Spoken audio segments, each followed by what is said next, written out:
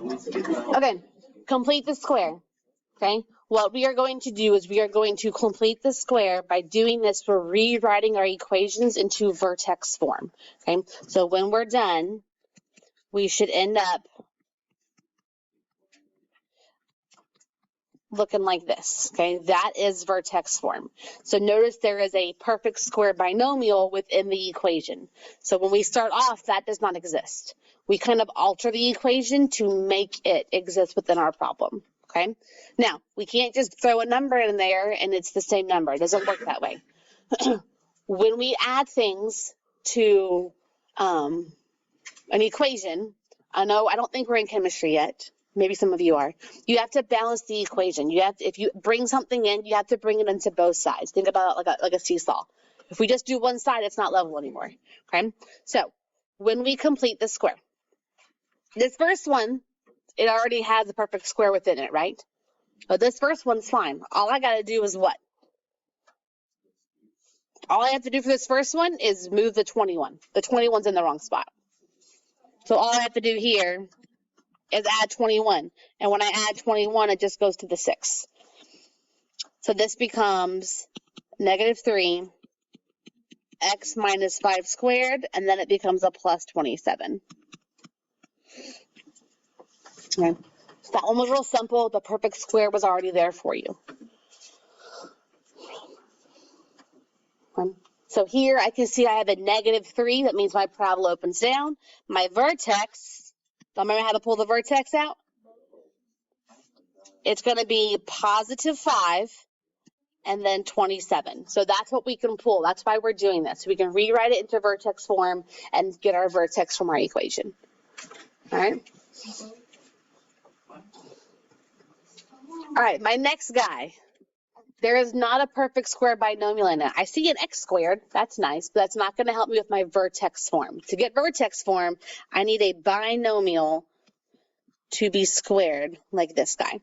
Okay, so for this problem, we do want everything on one side. So I am going to add that 3 first. Okay, we're going to add this guy over to the end. So we have negative 4x squared. We have negative 16x. And we have, what is that? Negative 8. Right here. Okay. What can we do at this point? We don't want to add the 8, though. What can I do before that?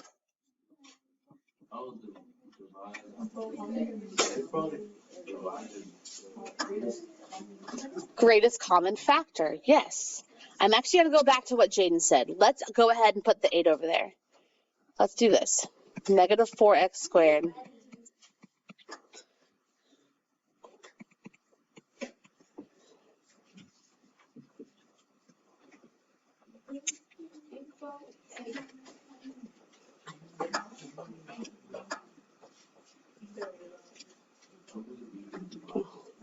Let's divide by negative 4.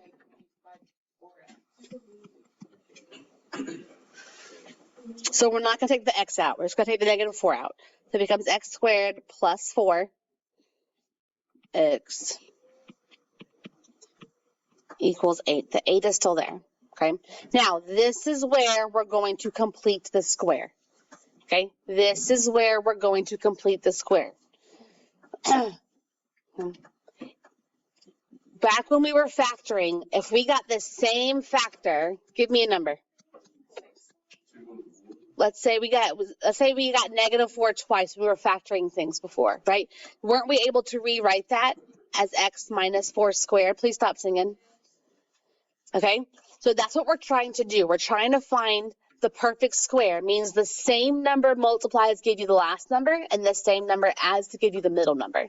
That's what we're trying to find. What number is going to repeat itself? So here, 2 numbers add together, the same number adds together to gives me a positive 4.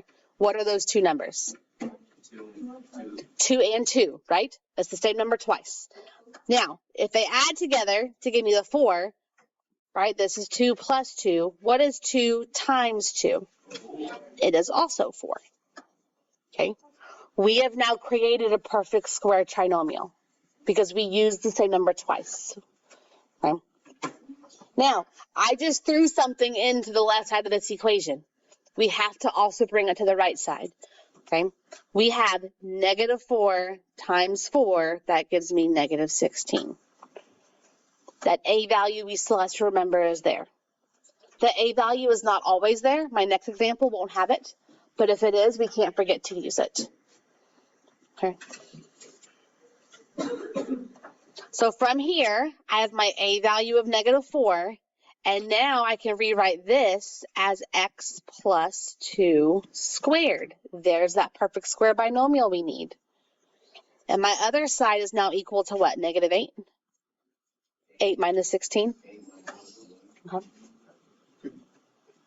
And now our last step to make this vertex form, I'm going to bring the 8 back over. So we have negative 4, x plus 2 squared plus 8 equals 0. Or I guess we could say equals y. Next week we'll say equals 0 because we're actually solving. Today we're just rewriting and stopping. So here I can say, oh, now I know my vertex is going to be negative 2, positive 8. My A value is negative 4. It's going to open down. My end behavior has both pieces going to negative infinity, right? So we can still pull out all those key features. Okay. So if we have an A value, we got to multiply it to what we bring in to make my perfect square on the other side so it stays balanced. Okay. Let's do another one but this one does not have an A value. Okay. Whoop. All right, this side. X squared minus 12x plus 7 equals negative 17. Okay. Let's move my loose number over. You want to move this? Whoop. Okay. If we add 17, we're going to get x squared minus 12x. What is 7 plus 17? 24. All right, now it equals 0. Is this a perfect square trinomial, ladies? Is this same number multiplied to itself 24 and added to itself negative 12? This is not a perfect square trinomial. So we are going to complete the square, meaning we're going to move 24 back to the other side. When you do that, leave a blank space. Okay, because we're moving it so I can complete the square. We're going to put something in that spot to make this a perfect square trinomial, because it's not right now. Okay, let's think. What number added to itself gave you negative 12? What kind of a 6? Negative 6 plus negative 6, the same number twice, right? That is going to add to give you negative 12, okay? It has to be the same number twice. This is negative 6 plus negative 6. So I need to multiply those now. What is negative 6 times negative 6? Positive 36. And we're going to do it to both sides. We didn't have an A value to worry about this time, so we're just adding it to both sides. Technically, your A value is 1, right? So if we did 1 times 36, it's still just 36. Okay, now I have a perfect square trinomial. Now I can rewrite the left side to something squared. What was that magic number? What did we add to itself? What did we multiply to itself? Negative 6. Negative 6 and negative 6 gave me negative 12. Negative 6 times negative 6 gave me 36. Think of it as a puzzle. Okay. My other side is now what, though? What is negative 24 plus 36? Positive 12. Okay. It's almost looking like vertex form. What's our last step? We already did that.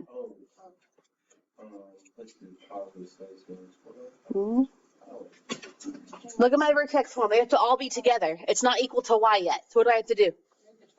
Move the 12. How are we going to move the 12? We're going to subtract it. So x minus 6 squared minus 12. Now it equals y. Next week, we'll make it equal 0 and keep going. But today, we're just rewriting the equation and stopping. So now, if I asked you what's the vertex, you would tell me what?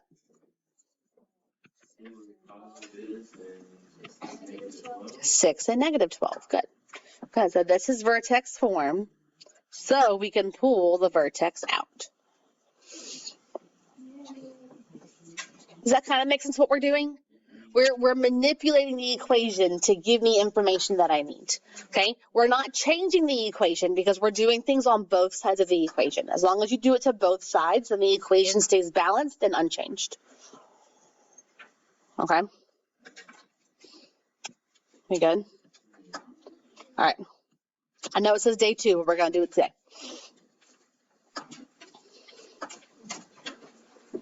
All right. Our first one on this day 2, we have negative x squared plus 10x plus 8 equals negative 6. What should you do first? Add the 6 over. Good. Always bring it to one side because you might surprise yourself and get a perfect square. And then if you don't, that's when you decide to do the complete the square part. Okay, so always bring it over and see what you got. Here we have negative x squared plus 10x. What's 8 plus 6? 14. Now we're equal to 0. Is that a perfect square trinomial? No. There's no number that multiplies to itself to gives you 14, right? That needs to be one of your perfect squares. 1, 4, 9, 16, but you can't multiply it. You got to be careful. That's what we're looking for to be on the end. Bless you. Okay? So that's why this isn't going to work. Okay? So let's move that 14 back out of the way. Bless you. So 14 didn't work for me. So we're going to move it back over. Yep, negative 14's over here. Whoop. Okay. Also, we have what's happening in front of this? A negative. I can't have that to be a perfect square, right? Because x times x will always give me a positive x squared. So I need this negative to get out. So we're going to take the negative 1 out front to give me x squared minus 10x, and then we have our blank. Okay? Right? It will say positive because we're multiplying to the same number to give us the end.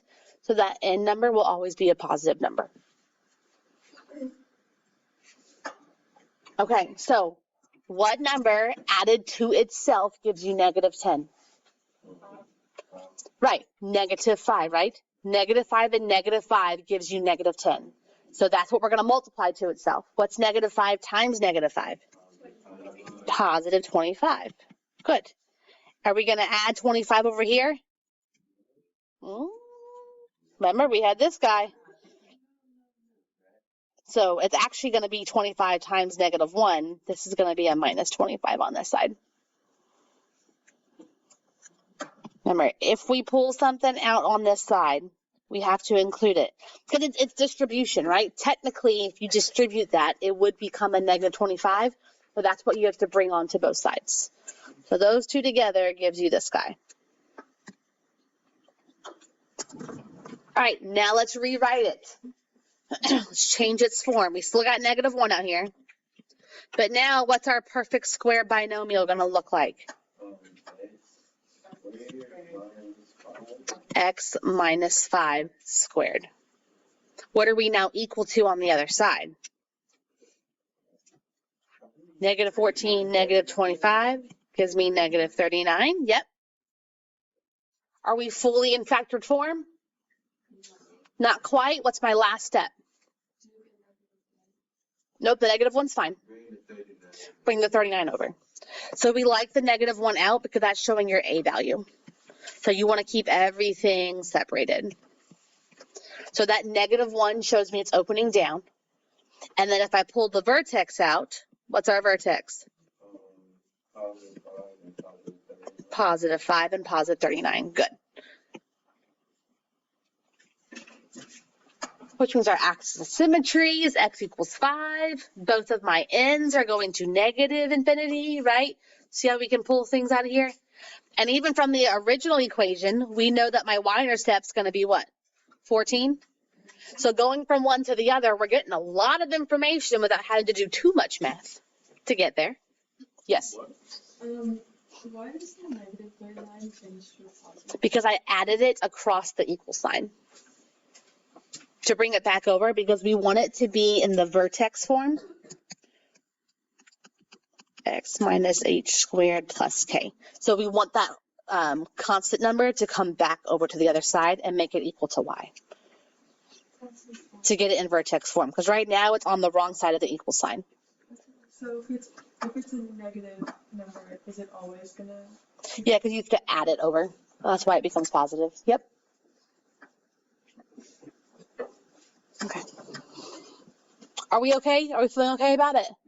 Okay. Usually this is one of like the hardest things for people to grasp. So if you're feeling good, I'm feeling good. I'm also teaching it differently this year, so maybe I need to do it this way every time. Okay.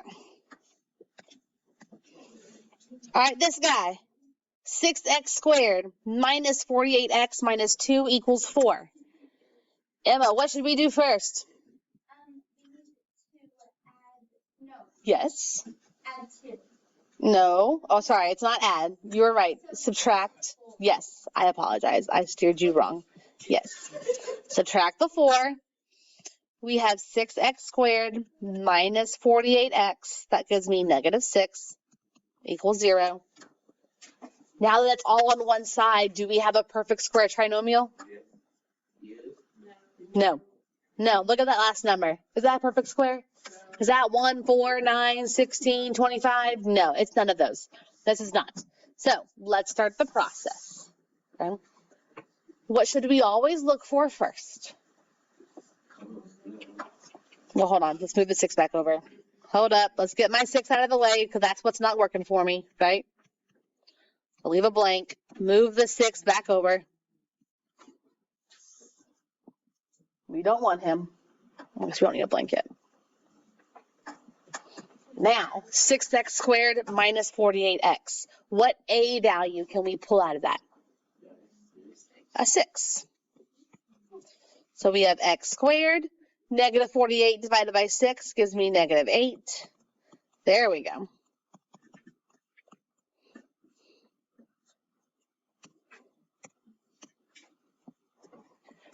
Have I lost anybody? Yes? Okay, what part? The 48. So I took a 6 out of 6x squared and negative 48. Because when we want the perfect square trinomial, it should just be an x squared. So when we fill in that puzzle piece, it should just have an x squared out front. Good. Any other questions? Anybody else lost? Besides Memphis? Yeah, my ride was like 40 minutes late. It's all good. You're here now. We're good? Antonio, we're good? Jonathan, we're good? Okay. Dylan, we're good? All right. Here we go. Time to solve the puzzle. What number adds to itself to give you negative 8?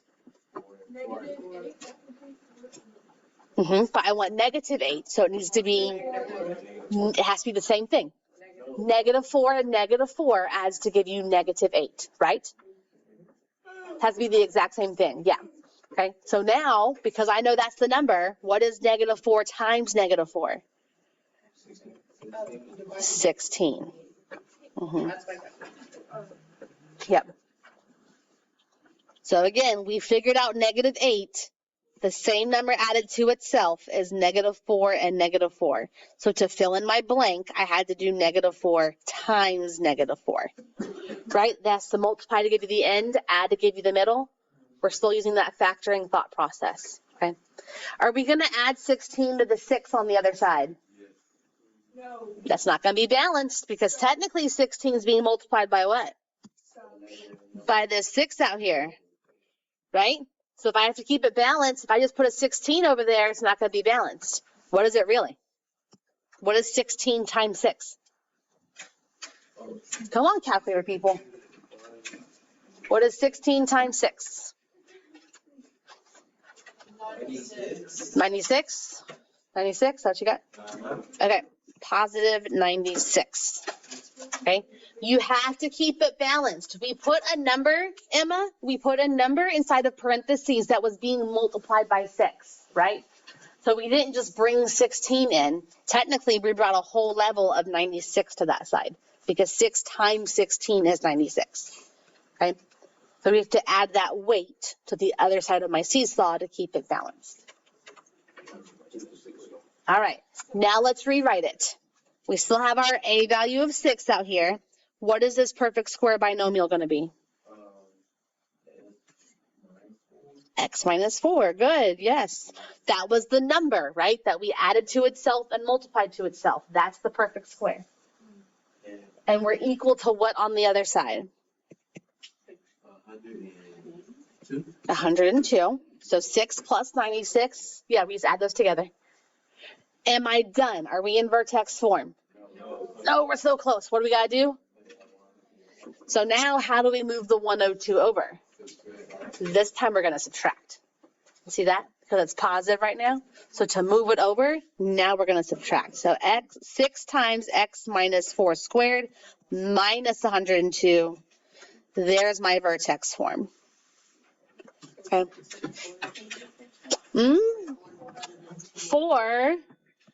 Oh, 4. And we have 5 more minutes. 4 and negative 102. Okay, the bell rang, so I guess we'll go with the bell. You're good? Keep this, no homework for your 3-day weekend. Oops, sorry.